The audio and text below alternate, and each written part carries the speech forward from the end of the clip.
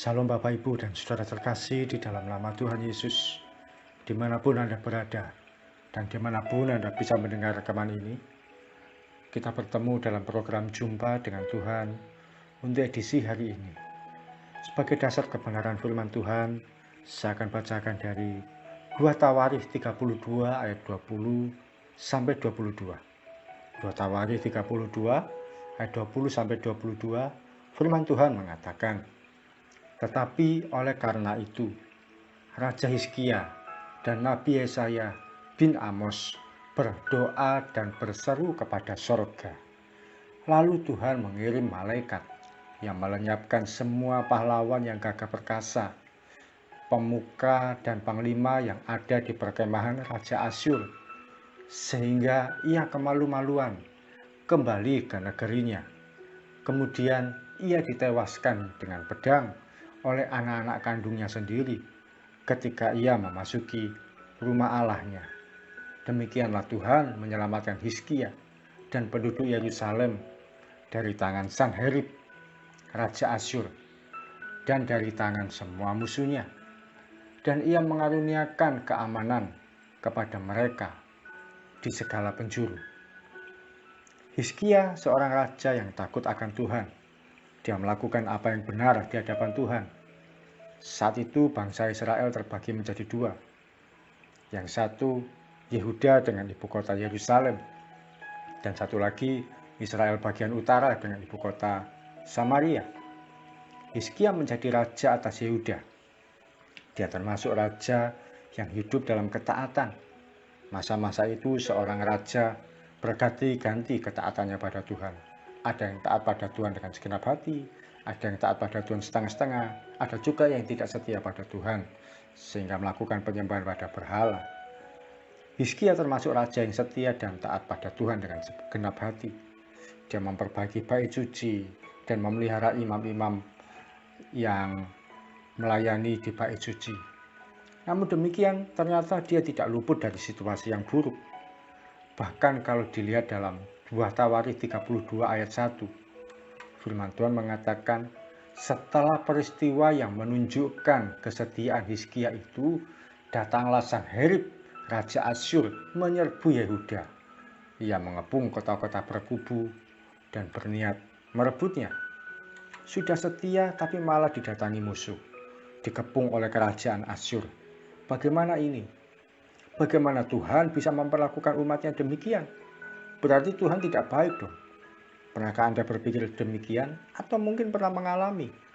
Sudah coba hidup dalam kebenaran, taat pada Tuhan, melakukan doa dan ibadah, bahkan melayani Tuhan, tapi yang terjadi kok malah mengalami hal yang buruk. Mestinya kalau sudah hidup dalam kebenaran, hidup dalam ketaatan, doa yang baik dan sebagainya, maka hidupnya ya mestinya aman-aman saja, tanpa ada masalah. Hal itu kan pikiran kita sebagai manusia. Pemikiran manusia yang selalu berpikir pada untung rugi. Kalau saya sudah berbuat sesuatu, memberi sesuatu, melakukan sesuatu, mestinya saya dapat bagian yang baik. Tapi ternyata Tuhan selalu punya maksud dan cara yang tidak terduga. Dia mau menunjukkan betapa kuasa dan perbuatannya itu masih ajaib. Tidak terbatas oleh pengertian kita. Diizinkannya situasi yang sulit, supaya kita tidak lengah, tidak ada dalam zona nyaman, tapi senantiasa berharap pada Tuhan.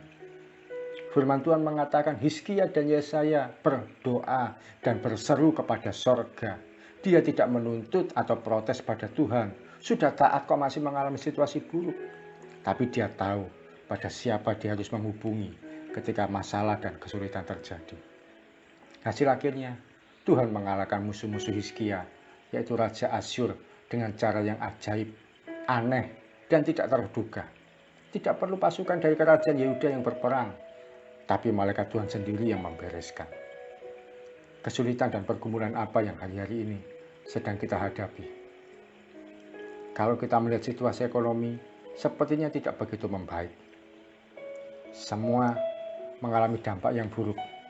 Apakah yang mengalami dampak yang buruk dari situasi ekonomi ini adalah orang-orang di luar Tuhan?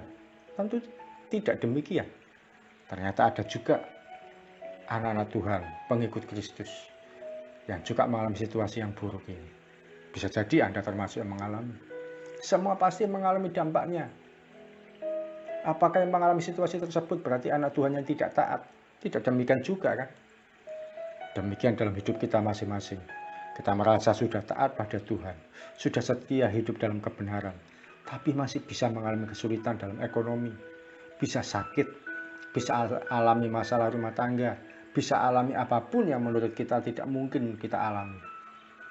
Ini saatnya kita berdoa dan berseru pada sorga. Kita mohon pada Tuhan untuk menolong dalam setiap kesulitan kita. Berdoa dan berseru tidak cukup sekali lalu beres. Hadapkan pada Tuhan apa yang kita alami. Mohon pembelaan Tuhan. Maka dengan cara yang ajaib, ditolongnya kita. Dengan cara yang ajaib, diselamatkannya kita. Satu kali kita akan terheran-heran dengan cara Tuhan menolong kita. Kami tentu juga mengalami kesulitan dalam masa pandemi ini. Sekalipun kami sudah melayani Tuhan, tetap tidak bisa mengelak dari kesulitan ekonomi. Di tengah penjualan toko kami punya usaha toko kecil. Di tengah penjualannya yang cenderung biasa saja, tidak banyak kemajuan, saya berseru pada Tuhan. Tuhan, tolong kami bagaimana caranya. Keuangannya juga tidak terlalu membaik. Tiba-tiba Tuhan kirim orang yang order sembako melalui kami. Dia pesan sembako supaya dikirim ke satu rumah, ke satu tempat.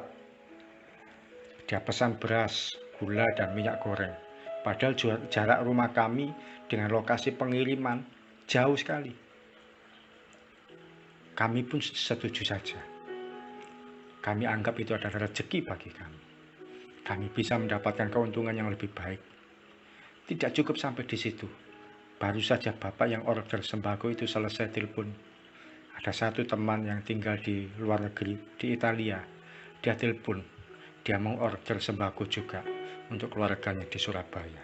Tuhan buka satu jalan demi jalan. Tuhan buka satu pertolongan demi pertolongan tanpa pernah saya duga. Kok bisa ada yang mau pesan sembako di hari tempat yang jauh?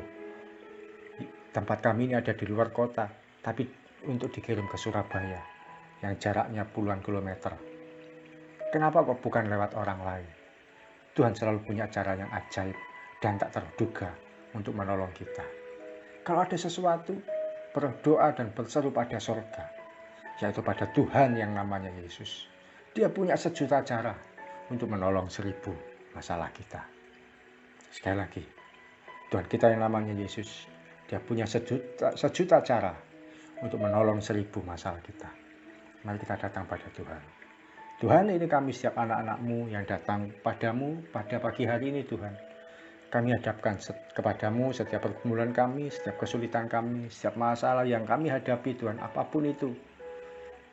Kami berseru kepada sorga, kepada nama-Mu sendiri, yaitu Yesus, yang tidak terbantahkan, sanggup menolong kami, sanggup meluputkan kami, sanggup melepaskan kami, sanggup membebaskan kami. Lakukan ya Tuhan perbuatan-Mu yang ajaib bagi kami semua. Dan kami percaya, Engkau bukan cuma sanggup menolong Hizkia, juga sanggup menolong setiap kami anak-anak-Mu. Kau sanggup menolong kami semua Tuhan. Ketika kami berseru kepadamu, ketika kami berseru berdoa kepada kerajaan sorga. Di dalam nama Yesus. Tuhan yang sanggup menolong kami. Tuhan yang sanggup menyelamatkan kami. Tuhan yang sanggup membebaskan kami. Adalah Tuhan yang hidup. Namanya Yesus Kristus. Dan kami percaya akan hal itu. Terjadi pertolongan-Mu, terjadi perlindungan-Mu, terjadi perbuatan-Mu yang ajaib atas setiap kami. Di dalam nama Yesus kami berdoa dan mengucap syukur. Amin. Selamat mengalami pertolongan dari kerajaan surga. Salam dari saya Ki Rarjo dari Mitzvah Ministry. Tetap setia sampai garis akhir. Tuhan Yesus memberkati.